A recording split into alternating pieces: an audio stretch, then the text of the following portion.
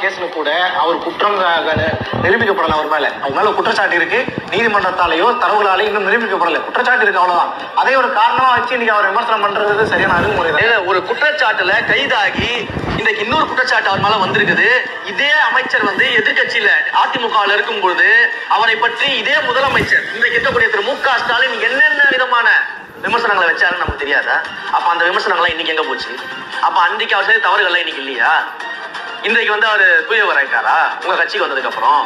என்ன திமுக என்ன ஆலயமா தூய்மையாவதற்கு, பரிபூர்ணமாவதற்கு? அப்ப அன்றைக்கு நீங்க வச்ச விமர்சனம் எல்லாம் என்னாச்சு? அன்னைக்கு விமர்சனம் வைக்கிறீங்க, இன்றைக்கு ஒரு ஊழல் புகார் வேற அந்த அமைச்சர் மேல எழும்போது நீங்க என்ன பண்றீங்க? முடிஞ்சாவா, தொட்டுப்பார், தூக்கிப்பார் அப்படின்னு வீடியோ போடுறீங்க. தியாகம் பெரிது, உறுதி அதனையும் பெரிதுலாம் ஸ்டேட்மெண்ட் சொல்லுங்க. எந்த ஊர்லயாவது ஊழல் கேஸ்ல மாற்றவங்க எல்லாம் தியாகிகளா மாற்றுவாங்களாங்க?